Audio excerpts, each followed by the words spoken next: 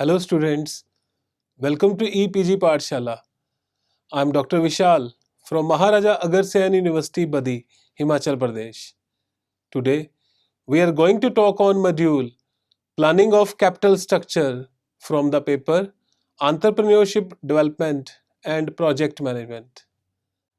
Students, after completing this module, you will be able to understand the meaning of capital structure, know about the optimal capital structure, understand the planning of capital structure, know the concept of capital gearing, and understand the determinants of every entrepreneur needs finance to carry out business activities smoothly and to achieve his targets. It is an important input for any type of business, whether big, medium, or small, and is needed for working capital as well as investment in permanent assets. Funds invested in a business are obtained from various sources. The capital invested in a business may be a owner's capital or borrowed capital or both. Well, some of the funds are held in business on permanent basis such as share capital, reserves. Some others are held for a long-term basis such as debentures, bonds, public deposits, etc. And still, some other funds are in the nature of short-term borrowings. The entire composition of these funds constitutes the overall financial structure of an enterprise. The short-term funds keep on shifting quite often. Therefore, the proportion of various sources for short-term funds cannot rigidly be laid down. An entrepreneur has to follow a flexible approach. A policy has to be laid down for the composition of long-term funds known as capital structure. The most important aspects of the policy are the debt equity ratio and the dividend decision. Dividend decisions affect the building of retained earnings, which is an important component of owned capital.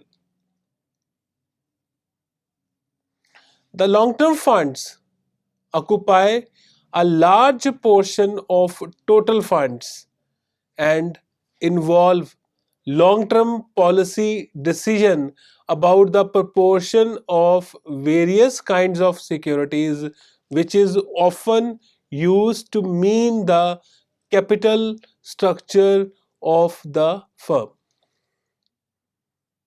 Now, what is capital structure?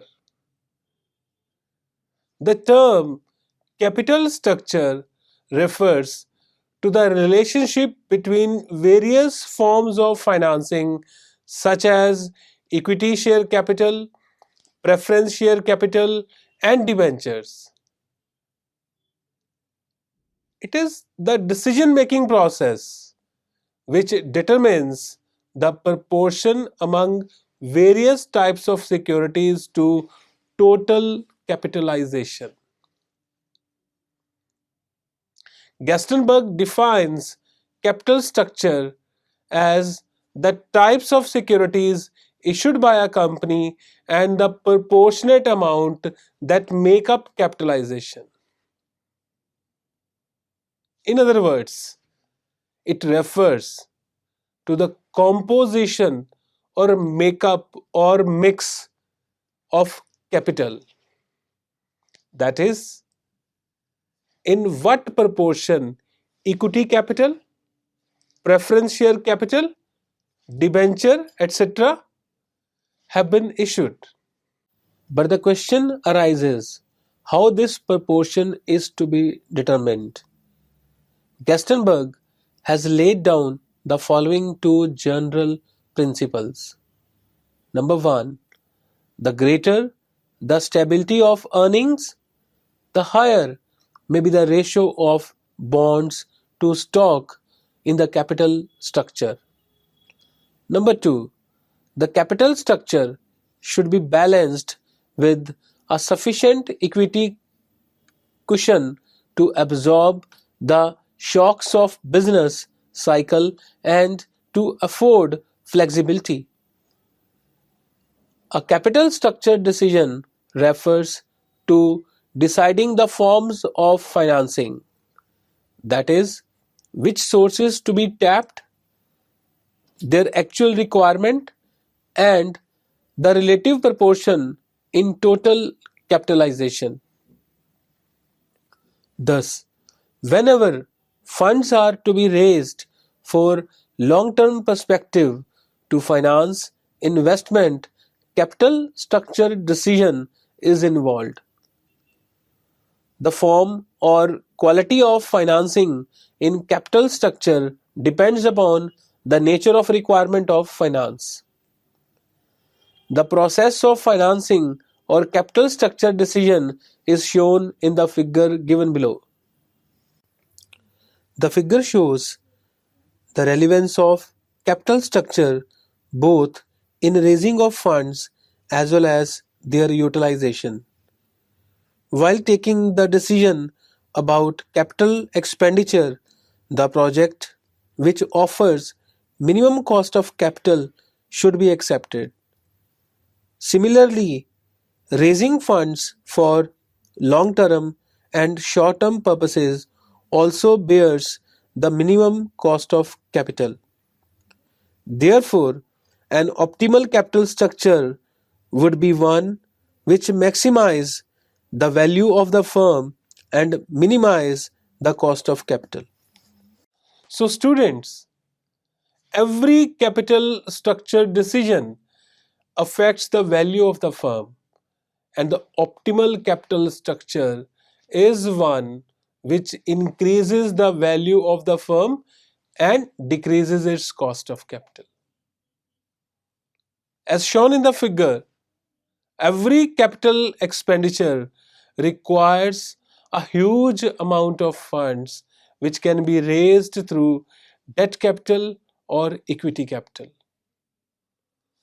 Both the modes of financing have their own features and limitations, but generally, a finance manager prefers to raise the funds by using appropriate ratio of debt equity mix to yield a maximum return and minimize the cost of capital. Capital gearing. The concept of capital gearing is closely related to the pattern of the capital structure of a company. It refers to the ratio between various types of securities of a company. That is, the ratio between equity capital, preference capital plus debentures. It can be written as capital gearing is equal to equity capital is to the summation of preference share capital plus debentures. A company is said to be highly geared if the proportion of preference shares and debentures is higher than equity share capital, including reserves and surpluses belonging to equity shareholders.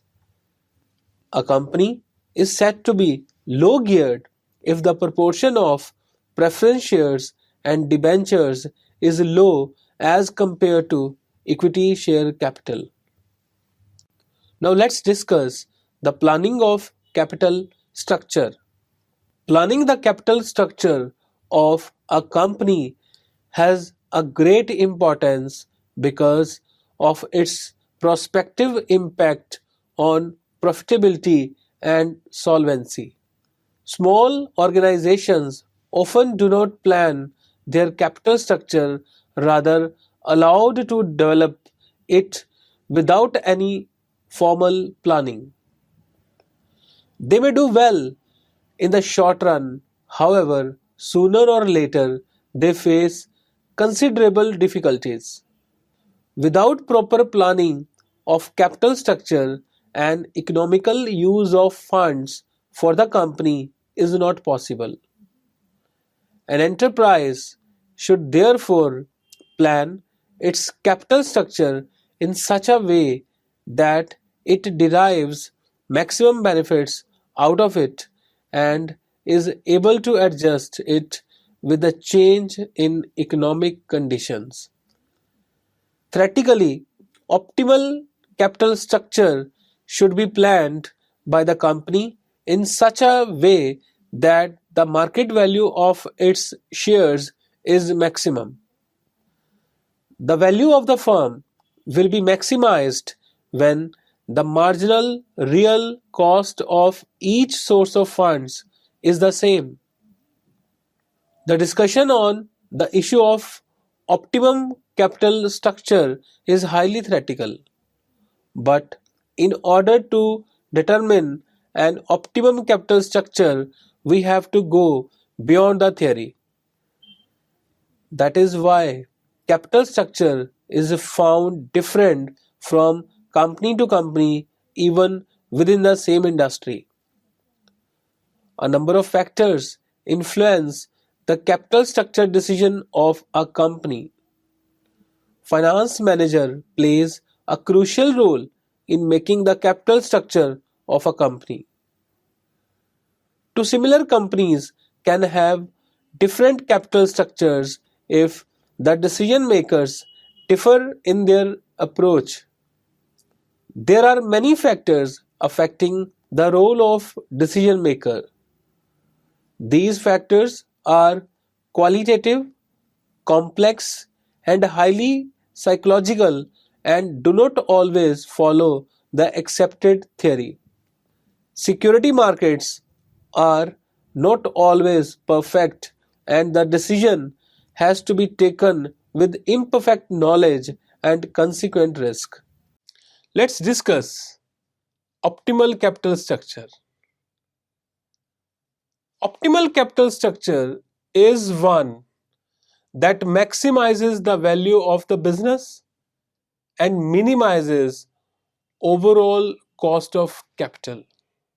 That is flexible, simple, and futuristic, that ensures adequate control on affairs of the business by the owners and so on. Capital structure is usually planned keeping in view the interest of the ordinary shareholders. The ordinary shareholders are the ultimate owners of the company and have the right to elect the directors. While developing an optimal capital structure for the company, the finance manager should aim at maximizing the long-term market price of equity shares. The optimum capital structure may be defined as that capital structure or a debt equity mix that leads to the maximizing value of the firm. It maximizes the value of the company and hence the wealth of its owners and minimizes company's cost of capital. Thus, every business enterprise should aim at achieving the optimal capital structure and also tries to maintain it. The following considerations should be kept in mind while maximizing the value of the firm. The capital structure of the firm should be simple. Simplicity means that minimum number of securities should be used in the capital structure. If capital structure becomes complicated in the beginning, it can be difficult to maintain it in future. The capital structure should bear the minimum cost of capital. The cost of capital takes the form of interest or dividend. Different sources have different costs. Certain securities have lower cost as compared to others. By obtaining funds at less costs, a company can avail the new opportunities of investment in future. Therefore, it should determine a capital structure in which weighted average cost of capital is minimum. An enterprise should not use financial leverage beyond a certain limit because it will increase financial risk. If the shareholders perceive high risk in using further debt capital, it will negatively affect the market price of the shares. Capital structure of the firm affects the level of risk also. The use of borrowed funds in capitalization increases the level of risk because interest on such funds has to be paid before paying the claims of shareholders. Greater use of borrowed funds can result in availability of future funds at high cost. Therefore, while determining capital structure, efforts should be made to minimize the risk. Next, the capital structure of the firm should be flexible so that it can be easily altered at the time of need. Whenever there is an increase in the size of the business, new sources of capital could be added to it, and at the time of reduction of the size, surplus sources could be repaid easily. Let's discuss determinants of capital structure. Capital structure plan is to be prepared very carefully initially at the time of promotion of company. First of all, the objective of the capital structure should be determined, and then the financing decisions should be taken accordingly. Company has to arrange funds for its business activities continuously. Every time when the funds are to be procured, project manager has to choose the most profitable source of finance after considering the merits and limitations of different sources of finance. Therefore, capital structure decisions have to be taken on continuous basis. Generally, the factors to be considered whenever a capital structure decision is taken are: trading on equity, also called as financial leverage. Trading on equity is an arrangement under which an enterprise uses long-term debts carrying a fixed rate of interest in such a manner so as to increase the rate of return on equity shares. It refers to the additional profit that equity shares earn because of issuing other type of securities such as preference share capital, debentures, bonds, etc. It is based on the theory that if the rate of interest on debentures and rate of dividend on preference shares, which is fixed,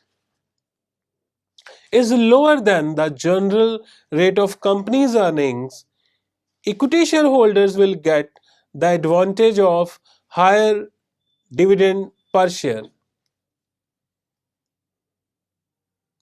While planning the capital structure of a company, financial leverage or trading on equity is considered as one of the important considerations due to its effect on earning per share.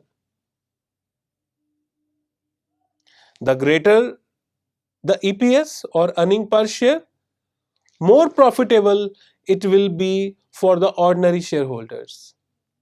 Cost of capital. The cost of a source of finance is the minimum rate of return expected by its suppliers. The expected rate will depend upon the risk borne by the investors. Ordinary shareholders bear the maximum risk because no rate of dividend is fixed for them and the dividend is paid after the payment of interest and preference dividend. The payment of interest on debentures is a statutory liability of the company whether the company earns profits or not.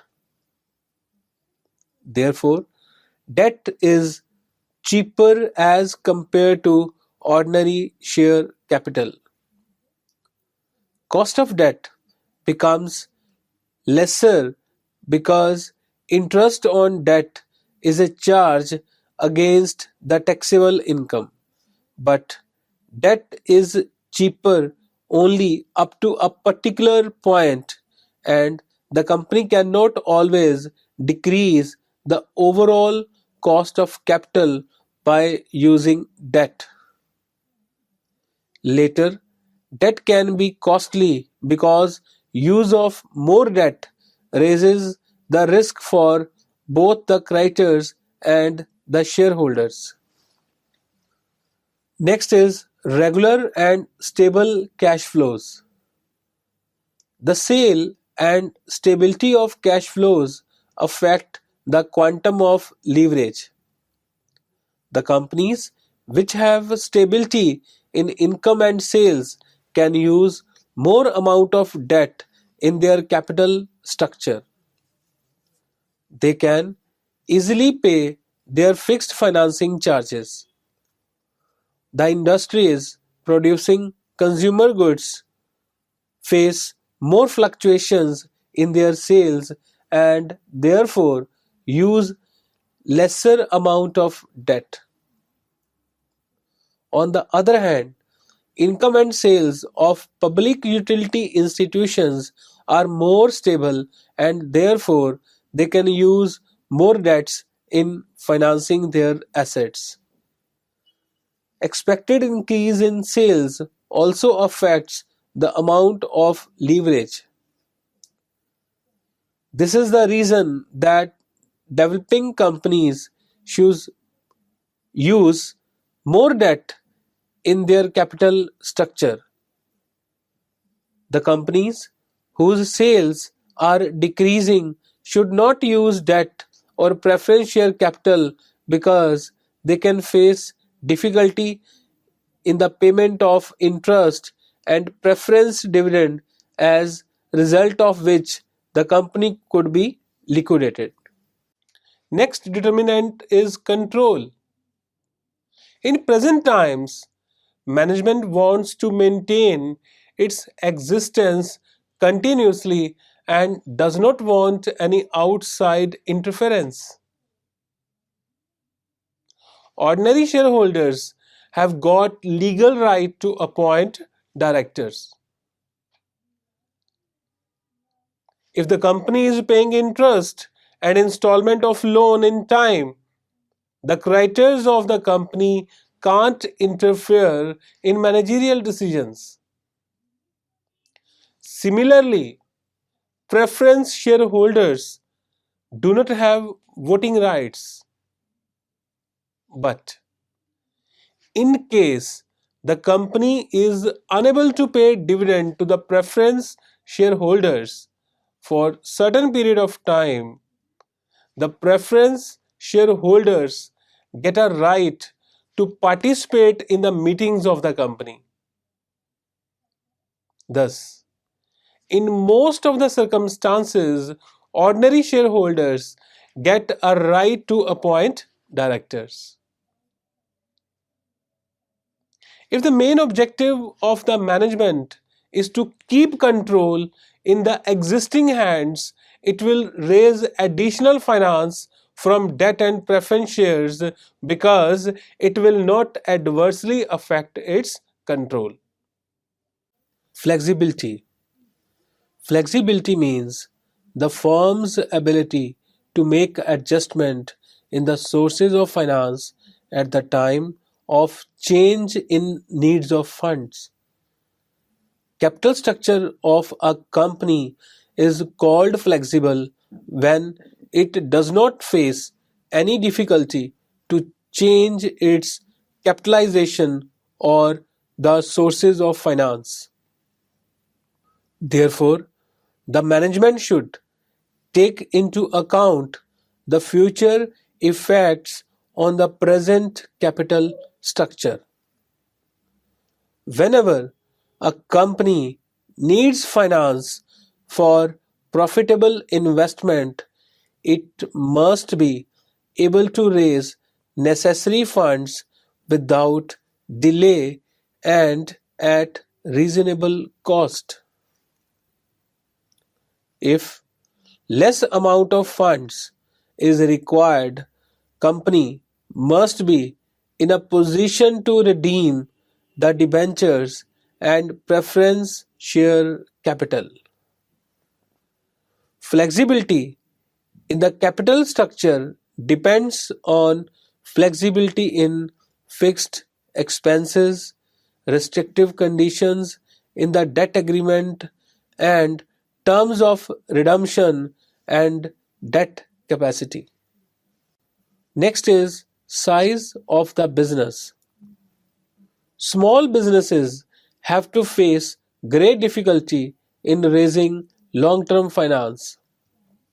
For procuring long-term loan, it has to accept unreasonable conditions and high rate of interest. Such restrictive conditions make the capital structure inflexible for small companies and management cannot freely run the business. Therefore, small businesses rely on share capital and retained earnings to meet their requirement of long-term funds. Small companies have to bear greater cost of raising long-term funds as compared to large companies. Moreover, small companies do not allow expanding their business much and managing their funds out of retained earnings. Large companies are able to raise their long-term loans comparatively at flexible terms and can issue ordinary shares and preference shares to the public.